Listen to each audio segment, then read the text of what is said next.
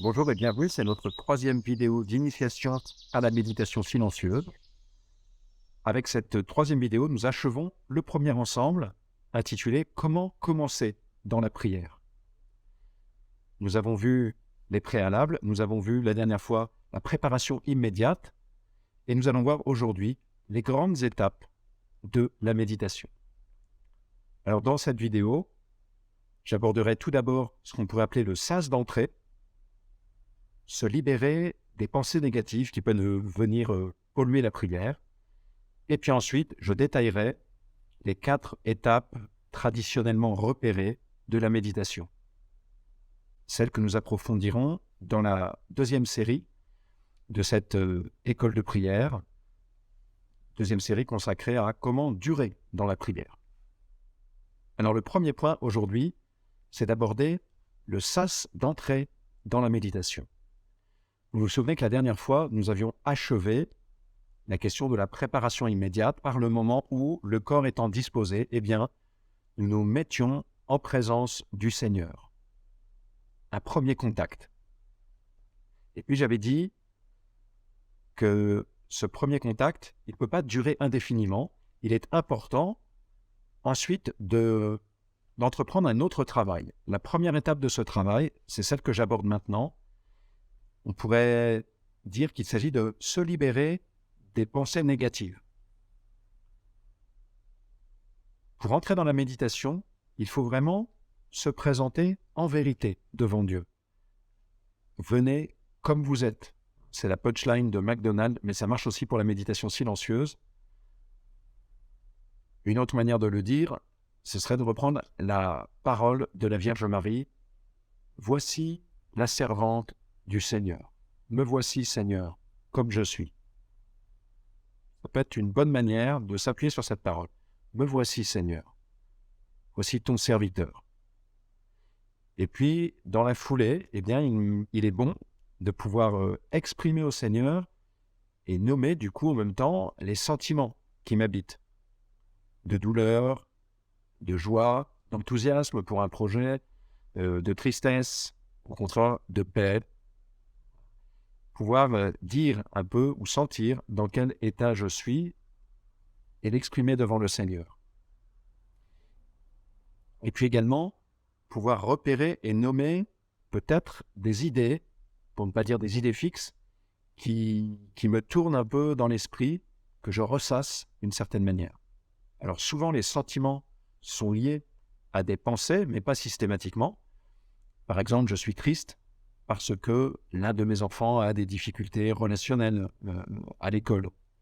Ou bien je suis énervé parce que mon chef de service m'a critiqué devant les autres. Ou bien je suis hyper enthousiaste parce qu'on m'a confié un nouveau projet. Il est bon d'être assez au clair sur ce qui nous habite intérieurement. Une fois qu'on a un peu clarifié notre état intérieur, il est bon de se confier avec foi au Seigneur. Voilà, je me confie à lui, je lui dépose tout dans un nouvel acte de foi, un acte d'abandon concret. À ce stade, il y a un discernement à opérer en fonction du type de pensée et de sentiment que j'ai identifié en moi. Il y a 2 options principales. La première, ça va être de couper net, de briser l'enchaînement des pensées. Et la seconde option, ça va être au contraire d'utiliser la force du sentiment pour entrer dans la prière. La première option, donc, couper net la pensée. Les Pères du désert nous donnent 3 clés pour vivre cette cassure, cette coupure. La première, c'est de renoncer à la pensée fixe. Soit j'y renonce comme un mensonge, je la dénonce comme un mensonge. Je ne suis bon à rien. Non, c'est faux. Je dénonce cette pensée, elle est mensongère. Dieu ne m'aime pas à cause de l'épreuve que je vis. Je sais que cette pensée-là, elle est fausse. Et je la dénonce intérieurement. Donc dénoncer, relativiser une idée qui me vient et qui tourne, mon conjoint ne m'aime pas. Non, sans doute il ne m'aime pas assez, il ne m'aime pas autant que je voudrais, mais je ne peux pas dire tout court, sans plus, il ne m'aime pas. Vous voyez, je vais relativiser la pensée. Elle est pour l'essentiel une illusion, en fait. J'absolutise quelque chose qui est très relatif. Voilà. Donc, renoncer, premier moment, première clé, ça se traduit concrètement par dire non à cette pensée. Je n'en veux pas. Ensuite, juste après, invoquer le nom du Seigneur. Invoquer le nom du Seigneur parce que le nom de Jésus est puissant. Et donc, je vais m'appuyer immédiatement sur cette présence du Seigneur dans laquelle je suis entré préalablement. Je vais m'appuyer sur cette présence, je vais prononcer son nom et je vais lui demander d'intervenir à l'instant même dans mon âme et de briser ce cercle du ressassement. Je m'appuie sur le nom, N-O-N, que Jésus lui-même a prononcé contre tous les mensonges, contre toutes les tentations, contre toutes les suggestions du mal. Le nom de Jésus vient en moi par cet acte de foi. Essayez, c'est très efficace. Dans la foi, la puissance du nom de Jésus pour évacuer une pensée négative. Et puis, après cette renonciation et cette invocation du nom de Jésus, eh bien, restez en veille, active. C'est-à-dire que souvent, cette pensée va disparaître immédiatement ou bien se dissiper assez vite.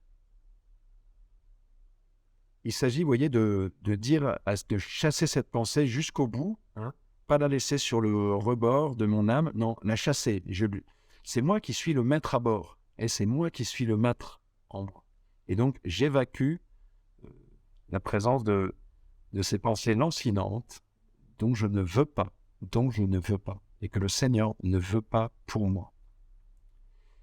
Alors parfois, une fois qu'elle est sortie, elle va avoir tendance à revenir. Et là, il faut être très réactif et redire immédiatement « Non, stop, dehors, Jésus, chasse cette pensée ».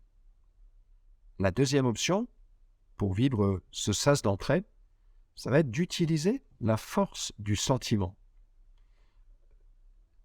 Je recommande cette attitude-là lorsque le sentiment ou la pensée qui nous habite est trop prégnante pour que je puisse l'évacuer comme ça en disant non simplement. Donc vous voyez, là il y a vraiment un discernement à opérer, à chacun de sentir, mais c'est vrai que souvent on découvre peu à peu dans quel sens il faut utiliser ce qui est en nous. Soit je repousse, soit j'utilise. Alors comment est-ce que je peux utiliser ça? Ce sont les psaumes qui sont vraiment une très belle école pour nous apprendre cela. Nous voyons dans tous les psaumes qu'on démarre avec un certain climat, un certain sentiment, une certaine pensée précise, souvent liée à de la supplication, à une épreuve qui est vécue. Et les psaumes, ils nous donnent, là encore, 4 éléments. Le premier, c'est qu'ils nous disent, ce sentiment qui t'habite, il ne faut pas simplement le ressasser intérieurement, mais il faut passer du monologue au dialogue. C'est-à-dire que je peux me dire, je suis triste, mais ce qui est décisif, ça va être de dire, Seigneur, je suis triste. Vous voyez, je fais de mon sentiment l'aliment immédiat de ma prière. Seigneur, je suis enthousiaste parce qu'il m'arrive telle chose. Je le dis au Seigneur. Vous voyez, je ne suis pas simplement en train de tourner tout seul avec ceux qui m'habitent. Un mot qu'il y a dans les psaumes, hein, épanche ton âme devant le Seigneur. J'épanche les sentiments de mon cœur devant le Seigneur. Et je vais donc abonder dans le sens de ces sentiments. Je vais, en parlant, en les exprimant, eh bien, plonger. Alors bien souvent, ça va me faire plonger dans la dimension de la supplication. En déployer, au contraire, l'action de grâce. Mais ce qui va arriver le plus souvent quand je suis du côté de la supplication, c'est qu'à un moment, c'est le troisième temps dans les psaumes, à un moment, il va y avoir comme un point de basculement. C'est-à-dire qu'à force d'épancher mon âme devant Dieu, de plonger dans cette supplication, eh bien, à un moment, Dieu me communique une grâce de paix qui va me permettre alors de laisser du coup ce sentiment un peu de côté et de passer à autre chose. C'est le quatrième temps, de me laisser conduire pour la suite de la prière. Là, on voit bien comment il y a un sas, là, à travers ce moment où j'exprime mes sentiments et je les fais monter devant Dieu avec ferveur, en m'impliquant vraiment avec force. Et à un moment, ça débouche sur autre chose. Voilà. Et là, nous sommes prêts pour entrer dans la suite de la prière, la méditation proprement dite. Ce sas d'entrée, il dure 1 à 3 minutes, parfois un peu plus, en régime de croisière. Vous voyez, il s'agit un peu de passer un rideau. Pourquoi? Parce que je ne suis pas là pour rester indéfiniment enfermé dans, j'allais dire, le petit sentiment, même s'il est bon, légitime, noble, mais le petit sentiment qui m'habite. Seigneur, je suis là pour toi. Ok, je suis préoccupé par telle chose. Ok, il y a ceci qui est grave dans ma vie. Ok, j'ai rencontré une personne dont je suis tombé amoureux et c'est peut-être la personne de ma vie. Néanmoins, et ce n'est pas forcément ça qui va focaliser toute l'attention de ma prière. Je présente ça au Seigneur et je vis un passage. Je ne veux pas passer mon temps de prière à réfléchir à telle décision que j'ai à prendre. Donc, Seigneur, aide-moi. Aide-moi à te regarder. Aide-moi à te chercher maintenant, toi. Arrache-moi à mes préoccupations. Arrache-moi à mes soucis. Bien évidemment, il va y avoir des exceptions. Il y a des moments dans notre vie où la petite trajectoire que je viens de décrire, de plonger dans la supplication pour accueillir une onction d'apaisement, une onction de joie, elle ne va pas prendre 3 minutes, elle va occuper tout le temps de la prière et ma méditation, ma prière, ça va être ça. Pourquoi? Parce que il y a des épreuves qui sont trop significatives, trop prégnantes en mon âme pour que je puisse simplement les traverser sans plus qu'un petit rideau. Voilà. Donc là encore, à chacun de nous de discerner, de sentir les choses. Il y aura des moments où notre prière, ça sera simplement de plonger dans la supplication par rapport à quelque chose qui nous habite. Voilà.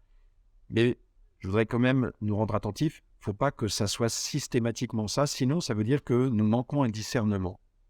De manière habituelle, la méditation silencieuse n'est pas consacrée à la résolution de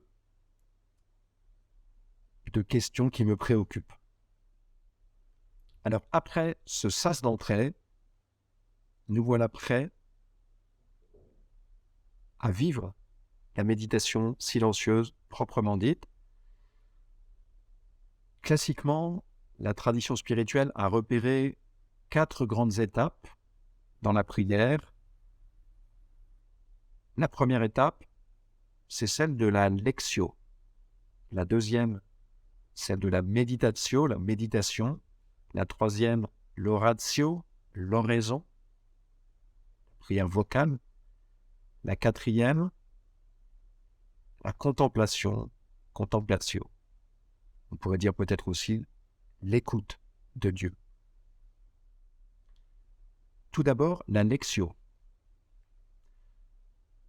Les maîtres spirituels, pour la plupart, nous recommandent d'avoir fait cette lectio avant le temps de méditation. Alors vous allez me dire, ça commence à faire beaucoup. Voilà, il faut écouter les personnes qui ont de l'expérience. Donc je ne vous livre simplement pas mon avis personnel, mais l'expérience des mystiques. Il est bon d'arriver à la méditation en ayant préparé ses munitions. Je m'explique. Habituellement, pour la méditation, je vais m'appuyer sur la parole de Dieu. Cette parole, je vais la lire. C'est ça le temps de lectio. Donc ça peut être une page d'évangile, ça peut être l'évangile du jour, l'évangile du dimanche précédent, l'évangile du dimanche suivant. Ça peut être un autre passage des Écritures, ça peut être 2 ou 3 strophes d'un psaume, ou un psaume tout entier. Je lis ce passage. Par exemple, la veille au soir, si je prie le matin, ça marche très bien. Ou bien je le lis peut-être pendant un trajet dans le métro. Et pendant ce temps de lecture, de lectio, eh bien, je vais être attentif à ce qui me touche, ce pourquoi j'ai du goût. Telle parole du Seigneur, telle attitude d'un des personnages présents dans la scène, telle formulation d'un psaume, tel mot parfois. Parfois, ça peut être aussi un objet qui est là, qui est décrit, ou un élément du paysage, entre guillemets. Ça peut être beaucoup de choses. Dieu peut parler parfois à travers des détails euh, apparemment insignifiants du texte. Rien n'est insignifiant dans les Écritures. Donc voilà, soyez attentifs, ayez le radar qui tourne pendant ce temps de lectio pour laisser Dieu vous faire sentir ce qui dépasse, vous voyez, ce qui vous accroche, ce qui a un peu ce qui est moins lisse, qui a un peu de porosité pour vous. Ça peut être des choses pour lesquelles il y a un goût immédiat, qui vous paraissent agréables, bienfaisantes. Ça peut être aussi des choses qui vous choquent, qui vous surprennent, qui suscitent de l'incompréhension, des choses qui suscitent votre curiosité, que vous avez envie d'approfondir. Donc je termine la lecture de mon évangile, par exemple, que j'aurais lu 1 fois, 2 fois, et je vais avoir repéré donc 1 ou 2 ou 3 particularités, 3 mots, 3 passages, 3 gestes, 3 paroles, 3 versets que je vais garder et qui vont être mes munitions pour la méditation. Donc vous voyez, l'enjeu de la lectio, c'est de préparer ce qu'on va appeler mes points d'oraison. Préparer mes points d'oraison. Si je prie 20 minutes, c'est bien d'avoir 2 points d'oraison. Vous allez voir pourquoi, c'est qu'à un moment, s'il y en a avec lequel je ne sais plus trop quoi faire, bien je passe au suivant. Alors idéalement, cette lectio, je l'ai faite préalablement, et donc j'arrive à la méditation oraison avec mes munitions, c'est-à-dire que je n'arrive pas à vide. C'est ça l'enjeu. Alors éventuellement, ce temps de lectio, il peut être inclus dans la fenêtre quotidienne, idéalement, que vous donnez à l'oraison, à la méditation.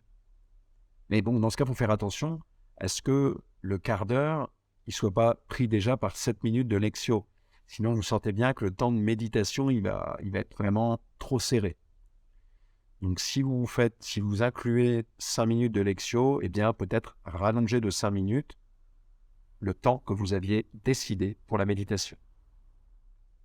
Après cette lectio, aussi le temps de la méditation. Alors souvent, quand nous entendons le mot méditation, nous pouvons avoir tendance à penser une forme de réflexion un peu introspective sur ma vie, sur moi-même, sur ce qui m'habite. Alors il peut y avoir un aspect d'introspection, de dialogue intérieur avec soi, mais donc ça veut dire de monologue. Il peut y avoir quelques moments comme ça, mais de manière essentielle, la méditation n'est pas un monologue avec moi-même, c'est un dialogue avec Dieu. Ça va être proprement ce qui va caractériser le temps suivant, c'est-à-dire l'oratio, l'adresse à Dieu. Et donc cette méditation, déjà, elle est vécue en présence de quelqu'un. Je ne suis pas tout seul, je ne suis pas tout seul. Bref, cette méditation dans laquelle je vais ruminer, j'y reviendrai plus tard, ruminer les paroles des Écritures, les répéter intérieurement, eh bien je le fais en présence d'un autre, avec la conscience que cet autre me parle, c'est sa parole qui m'est adressée. Il est là, il est là. Troisième temps, l'oratio, l'oraison. Ça vient de ora, qui est la parole qui sort de la bouche, on pourrait dire la prière vocale. Alors ce qu'il faut bien comprendre, déjà dans cette vidéo, nous le redévelopperons largement après, c'est cette articulation entre méditatio et oratio, méditation, oraison. Dans la méditation, je rumine, je répète tranquillement une parole que je regarde intérieurement d'une certaine manière ce geste de Jésus, cette parole, donc je m'imprègne en la répétant parfois tout simplement, sur le rythme de la respiration, calmement. Et à un moment, cette parole, elle va habituellement faire naître quelque chose en moi, une pensée, un sentiment, le désir de répondre quelque chose à Dieu, d'exprimer quelque chose à Dieu, on pourrait dire en retour.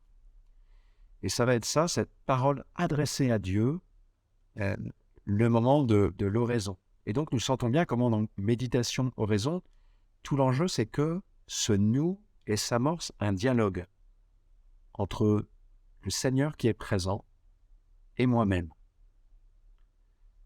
Sa parole, méditée, ruminée, suscite et fait naître ma parole en retour. Voilà. Qui va m'ouvrir encore à nouveau, ça sera le temps de la contemplation, à accueillir peut-être à un niveau encore plus profond sa parole, quelque chose de neuf qu'il a à me dire. Alors cette oraison, vous voyez, il est bon vraiment que ce soit une parole qui me vient des tripes, une parole profonde, une parole fervente, un peu engagée. Vraiment, qu'est-ce qui habite mon cœur? Faites-vous confiance, faites-vous confiance. Laissez votre cœur parler. C'est un des grands enjeux de la prière, et pour certains d'entre nous, c'est une difficulté, c'est de se déshabituer d'espèces de postures intérieures que nous pouvons avoir dans la prière. L'idée qu'il faut prier d'une certaine manière. Non, il faut prier de la manière que Dieu vient susciter en toi par sa parole et par l'Esprit qui prie en nous. Et cette venue de la parole ruminée, elle fait venir aussi l'Esprit Saint qui fait naître une parole en nous. Et donc, laissons le Seigneur faire jaillir de notre cœur une libre louange, ou une demande profonde, et qui peut être insistante, je vous dis, qui peut être servante. Il faut y aller vraiment chercher à ce moment-là, dans le temps de l'oraison, à ce que ce soit vraiment une parole chaleureuse, une parole vive de notre part. C'est ça qui va souvent conduire au quatrième temps, qui est celui de la contemplation.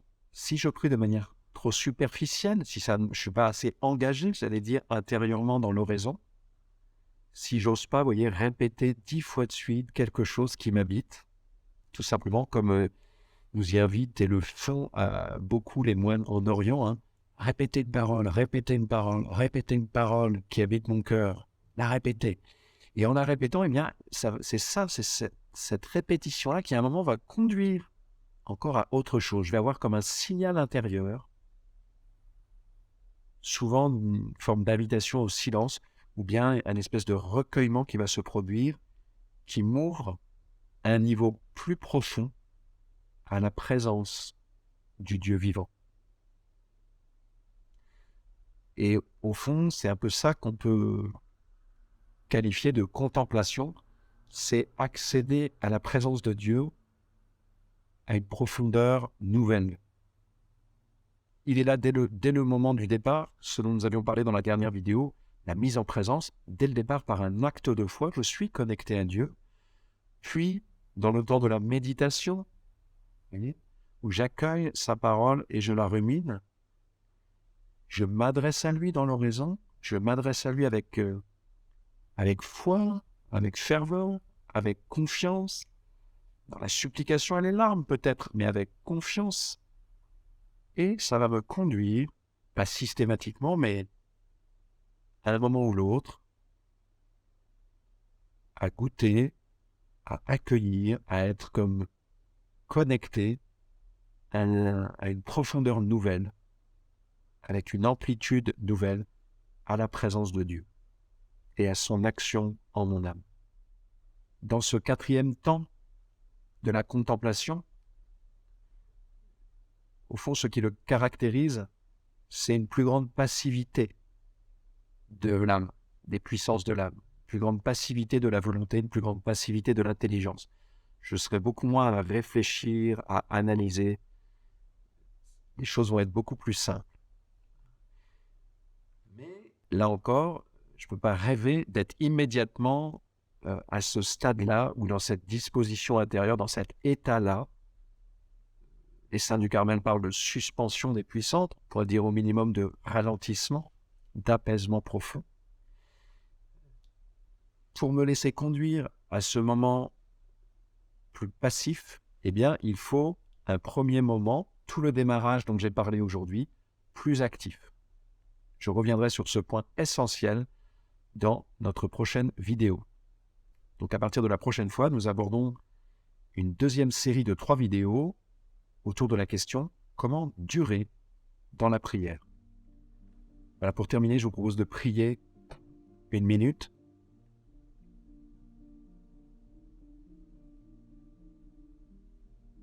Dieu notre Père, nous te bénissons pour cet esprit de prière que tu répands en nos âmes. Tu veux nous conduire à goûter plus profondément ta présence dans nos vies, au-dedans de nous. Seigneur, répands sur chacun de nous, répands sur chacune des personnes qui regardent cette vidéo un esprit de discernement. Donne à chacun de pouvoir discerner ce qu'il doit faire de ses pensées et de ses sentiments. À quel moment il doit demander la grâce d'en être libéré, à quel moment, au contraire, il doit épancher son âme devant toi. Seigneur, répands en chacun de nous un esprit de prière, un esprit de foi. Donne-nous de pouvoir nous appuyer sur ta présence.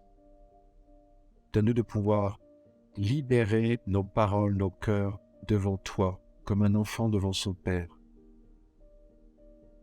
Seigneur, sois béni de te révéler à moi comme un Père aimant, qui veut me faire entrer dans son intimité, qui veut me faire goûter une communion profonde, nouvelle. Seigneur, conduis-moi dans ces eaux profondes de la prière.